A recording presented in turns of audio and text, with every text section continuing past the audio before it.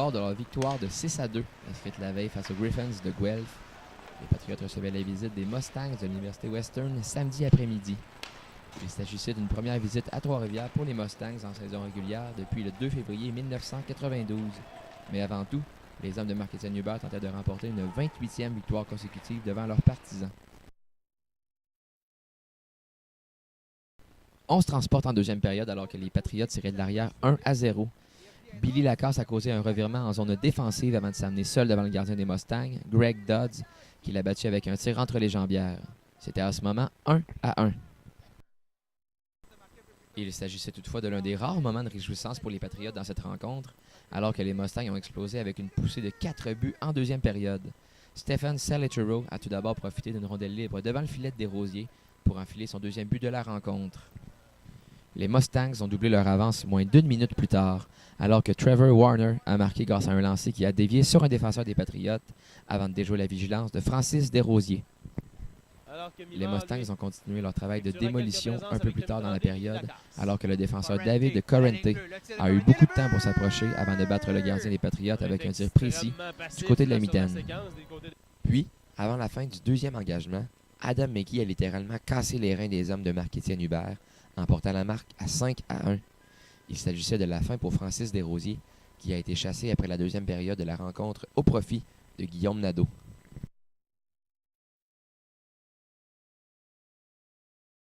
Pas grand-chose à se mettre sous la dent en troisième période, si ce n'est que le brio du gardien des Mustangs, Greg Dodds, qui, grâce à ses 37 arrêts, a grandement contribué à stopper la séquence de victoires à domicile des Patriotes à 27.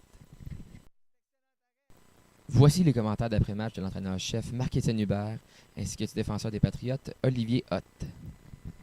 Oui, écoute, c'est une bonne dose d'humilité qu'on a eue aujourd'hui. Il faut prendre la leçon, puis il faut construire sur le positif, parce qu'il y a quand même du positif qui a été fait aujourd'hui, notamment au niveau des chances à marquer, où c'était le même nombre de chaque côté après 2 périodes. Eux, ils ont été plus opportunistes que nous cet après-midi. Donc, il faut prendre là, la séquence de victoires à domicile qui se termine. Puis, c'est pas une mauvaise chose. Donc, il faut prendre la leçon aujourd'hui. Il faut construire sur le positif. Il faut se préparer pour notre prochain défi qui est à Carleton la semaine prochaine. Bien terminer l'année 2014. C'est une ligue que ça joue très intense. Puis, chaque présence sur la patinoire, on se doit d'être au maximum de nos capacités au niveau de l'intensité. Puis, ce soir, il y a eu quelques passages à vide. Puis, c'est ce qu'il faut corriger pour le prochain match. Ah, écoute, on n'a pas sorti comme on voulait, ça c'est sûr. On savait qu'il y avait une bonne différence entre les deux programmes, celui d'hier et celui d'aujourd'hui. L'adversité allait être là, on n'a pas bien répondu. Maintenant, il va falloir vraiment là, étudier notre équipe là, parce qu'on veut sortir des gros matchs contre ce type de programme-là. Donc non, c'est pas une bonne performance, on n'est vraiment pas satisfait. Il faut travailler fort. Il faut essayer de monter notre niveau de jeu. On a juste un match à jouer dans la fin de semaine.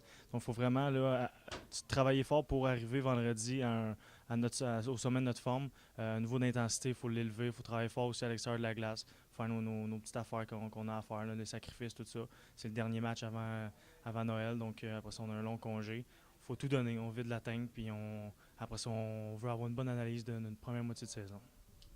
Les Patriotes auront la chance de se reprendre dès la semaine prochaine, alors qu'ils seront les visiteurs à Ottawa pour y affronter vendredi soir les Ravens de Carleton. Ensuite, ils auront droit à une très longue pause des fêtes. Ils reprendront leurs activités le 4 janvier 2015 contre les Redmen à Montréal. Étienne Dubois, Patriote.tv, à Trois-Rivières.